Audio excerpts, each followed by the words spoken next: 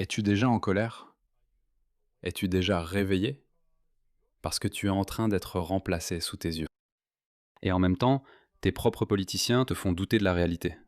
Regarde ça. C'est Manchester. Regarde ça. Regarde ça. Si ce n'est pas une provocation, alors je ne sais pas ce que c'est. À quoi ça sert? Répète. Bon, eh bien, c'est un mélange de plusieurs choses. C'est comme un pèlerinage religieux. Comme une figure historique. Oui, cherche Topé.com sur Google. Merci. Yeah, okay. Ah, thank you. À quel point tu dois être tolérant. Regarde ça. Des hommes étrangers brandissant des drapeaux étrangers à cheval. Et tu dois tolérer ça au nom de « Regardez comme nous sommes multiculturels. Nous aimons tout le monde ». Pourquoi supportez-vous cela? Vous savez pourquoi vous supportez cela? Parce que vos politiciens n'ont pas peur de vous. Vos politiciens pensent que vous n'avez aucune culture qui vaille la peine d'être préservée ou défendue. Regardez ce musulman. Né et élevé en Angleterre, Bienvenue à la méga mosquée de Bradford. Voici la méga mosquée Mustapha Mount à Bradford. C'était en fait une université autrefois. C'était autrefois un bâtiment de gestion de l'université de Bradford et nous l'avons acheté et transformé en une magnifique méga mosquée façon Harry Potter. Regardez comme c'est beau. c'est ce que les musulmans font, les gars. Ils ne se soucient pas des écoles, des collèges ou des universités.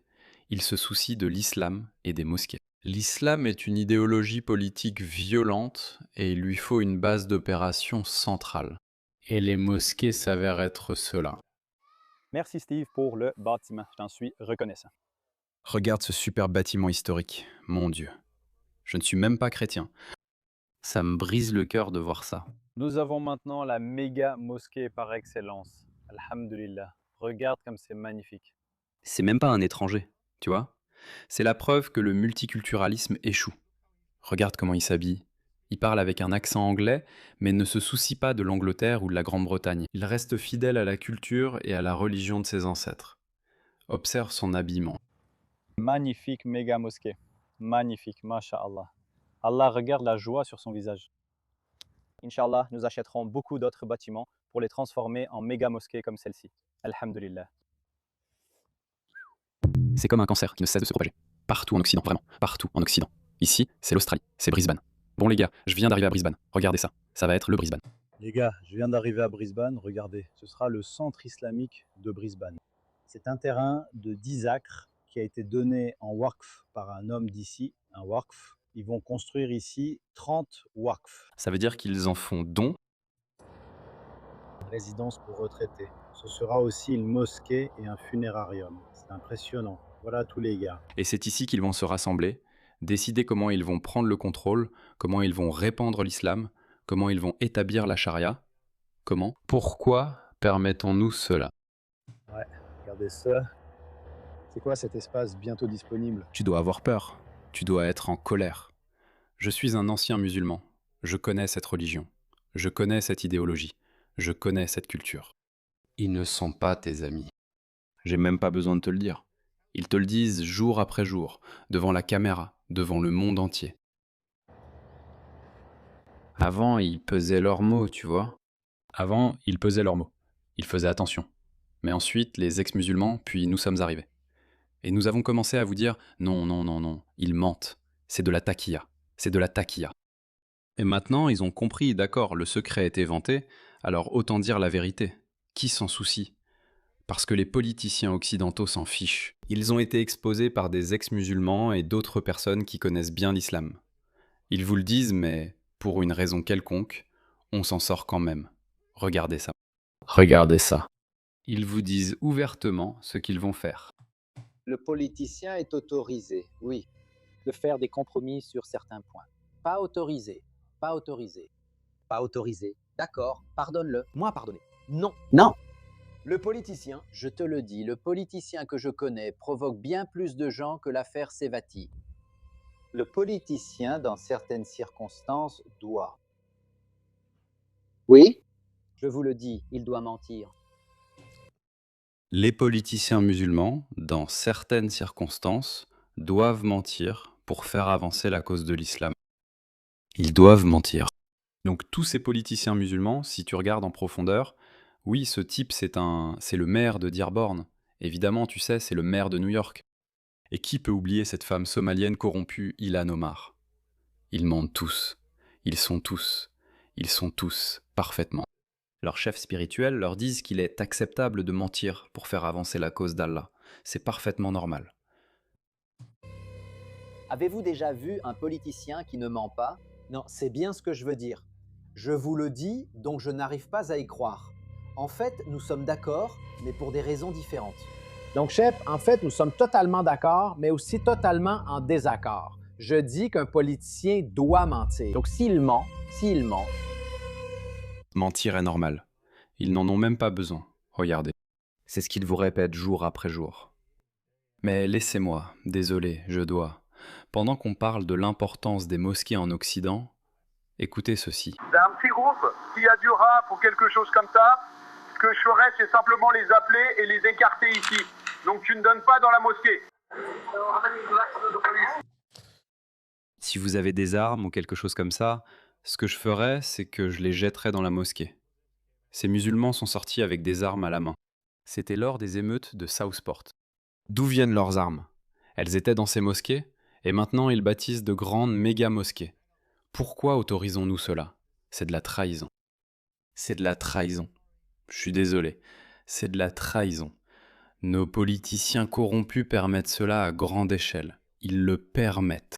On vous parlait de ça avant, comme pour dire « Regardez, ils mentent. Ils mentent. Ils ont des intentions néfastes. » Et ils pensaient « Non, non, non, nous ne mentons pas. » Et puis une fois qu'ils ont été démasqués, ils ont dit « Eh bien, on a été démasqués. Autant le dire ouvertement. » Et maintenant, ils le disent ouvertement. Pourquoi? Parce qu'ils voient que, même en le disant ouvertement, les politiciens occidentaux ne nous font absolument pas taire. Nous avons la liberté d'expression. Ce type dit que l'islam est une idéologie politique. C'est un modèle social et économique. Tout ce qui n'est pas la charia, nous ne lui obéirons pas. Nous sommes supérieurs à tous les autres et nous allons dominer le monde entier. Ils le disent ouvertement. Ce type est assis là, en train de dire ça, en Californie. Le prophète Mohammed sallallahu alayhi wa sallam n'était pas seulement là pour établir la justice dans une petite région du globe, en Arabie. C'est partout, même en Amérique. C'était pour faire prévaloir ce système et l'islam sur l'ensemble du globe. Y compris l'Australie et la Nouvelle-Zélande. Paul a dit « Liyughirahu ala ad-din ». Il l'a formulé ainsi, pour qu'il prévale sur tout le din, c'est-à-dire pour qu'il prévale sur tous les systèmes et modes de vie créés par l'homme. Et vous pensez que votre constitution est supérieure. Nous avons nos lois. Nos politiciens nous ont trahis. Ils le font ouvertement. Les gars, cet homme n'est pas assis au Bangladesh, au Pakistan ou au Yémen. Il dit qu'il est en Californie, au centre islamique Evergreen, en Californie. Tout cela réuni, que ce soit compatible avec la démocratie, que ce soit le communisme. Les communistes socialistes, les idiots gauchistes woke, qui franchement n'ont aucune idée de ce qui va leur arriver. Que ce soit le socialisme ou n'importe quel mode de vie inventé par l'homme, la voix d'Allah doit prévaloir sur cela. Votre mode de vie, ou le mode de vie américain, ou le mode de vie australien, ou le mode de vie chrétien européen, allez vous faire voir. C'est ce qu'ils vous répètent sans cesse, encore et encore. Et nos politiciens wokistes, ils vous manipulent. Ils disent « Il n'y a rien à voir ici. Ne soyez pas islamophobe. Ne soyez pas islamophobe. » Comme je l'ai dit, vous n'êtes pas assez en colère. Je ne dis pas que vous devez vous faire justice vous-même. Votre colère devrait se traduire dans les urnes le jour des élections générales en 2028 en Australie, en 2029 au Royaume-Uni. Et nous avons toujours le pouvoir. Keir Starmer est parti. Vous savez, ces politiciens traîtres et déloyaux vont et viennent parce que nous avons toujours la démocratie. Nous ne sommes pas bloqués, comme le peuple russe l'est avec Poutine.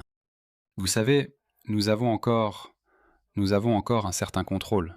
Il faut juste être unis et il faut défendre sans complexe notre mode de vie. L'islam n'a pas sa place en Occident. Absolument pas. Il est incompatible avec le mode de vie occidental. Il n'a pas sa place en Occident. Plus de mosquées, plus de burqa, plus de hijab, plus de niqab. Rien de tout ça. Rien de tout ça. Parce qu'à chaque fois que vous faites des compromis sur vos valeurs fondamentales, comme dire qu'on devrait limiter la liberté d'expression pour s'adapter à ces cultures étrangères, chaque fois que vous faites un compromis sur l'une de vos valeurs, vous perdez quelque chose et il gagne quelque chose. Voyez où cela vous a mené.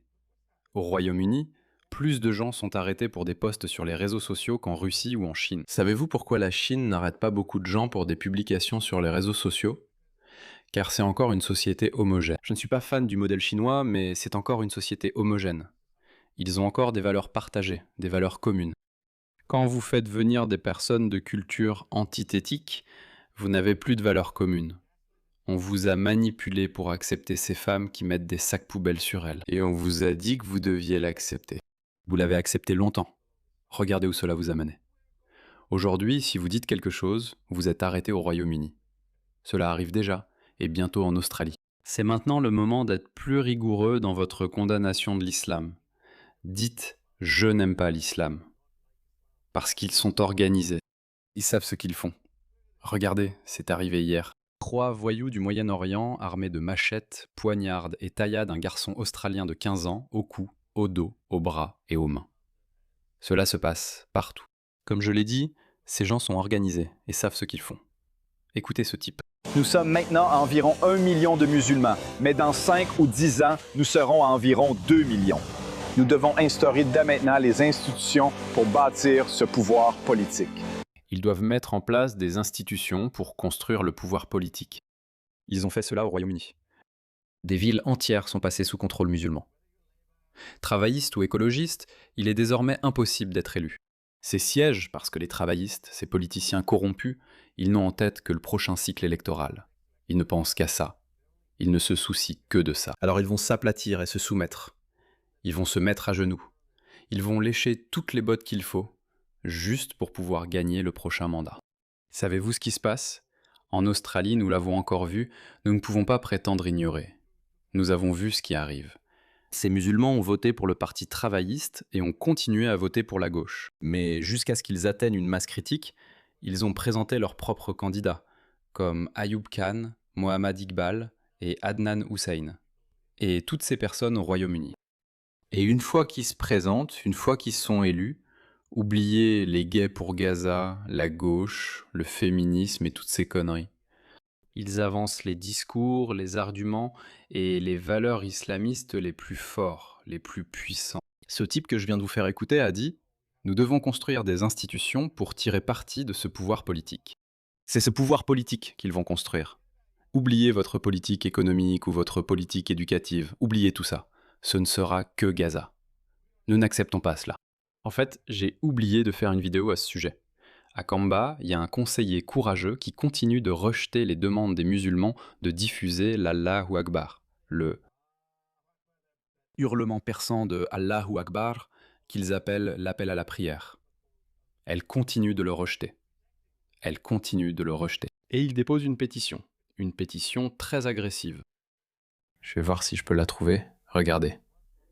Dès que le multiculturalisme arrive, ces personnes du tiers-monde apportent aussi les habitudes du tiers-monde. En Angleterre, j'ai pensé que l'Australie était différente. C'est le Kmart de Blacktown, un quartier musulman. Y a rien de mal, les gars. Dire que je ne veux pas que mon pays devienne ainsi n'a rien de mal. Arrête de casser! Je ne veux pas que l'Australie ressemble à ça. Je ne veux pas ça. Je ne veux pas ça. Je m'en fiche. Islamophobie, racisme, intolérance, je m'en fiche. Tu ne devrais plus te soucier de ces étiquettes. Soit tu t'inquiètes de ces étiquettes, soit tu disparais complètement. C'est tout. C'est aussi simple que ça. Ouais, je trouve pas ce reportage, voilà. Qu'elle ferme sa bouche. C'est comme ça qu'ils deviennent agressifs, les gars. Ils deviennent agressifs et ils continueront à l'être, à moins que vous ne vous affirmiez. Un dirigeant musulman a averti une conseillère municipale qui s'oppose à la diffusion de l'appel à la prière islamique depuis une mosquée de Sydney de, je cite, « fermer sa bouche » à propos de cette proposition très controversée. Plus de 1600 personnes ont déposé des objections à ce projet. Selon ce projet, l'adhan, l'appel à la prière, Allahu Akbar, ce cri insupportable et agaçant de Allahu Akbar, serait diffusé depuis 4 haut-parleurs, installés à environ 20 mètres de hauteur sur la tour de la mosquée de Lakamba, dans le sud-ouest de Sydney. L'association musulmane libanaise, un groupe de voyous, est à l'origine de ce projet et a déposé une pétition qui, selon elle, a déjà recueilli plus de 5000 signatures. Donc, ils disent qu'ils ont 5000 signatures de personnes qui veulent que l'appel à la prière soit diffusé par haut-parleur, contre seulement vos 1600. Et vous savez ce qui va se passer ? Finalement, ils vont gagner. Finalement, ils vont gagner. Et ces 1600 non-musulmans qui s'y sont opposés, ils vont quitter la région. Et c'est comme ça que vous créez ces ghettos islamiques. C'est comme ça que vous les créez. Il n'y a pas d'autre solution que des expulsions massives. Ils ont prouvé, même quand ils ne sont pas nombreux, même quand ils ne sont pas si puissants, ils vous montrent de manière agressive qu'ils ne respectent pas vos normes. Ils ne respectent pas vos cultures. Nommez-moi une autre communauté qui se comporte ainsi. Avez-vous déjà entendu des hindous réclamer des privilèges particuliers ? Nous avons entendu parler des Sikhs, qui veulent des privilèges particuliers. Ils veulent être autorisés à porter le kirpan, ce long couteau.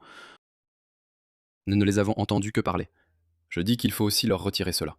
Aucun privilège, pour personne. Soit ils s'intègrent, soit ils foutent le camp. C'est tout. Il n'y a pas d'autre solution.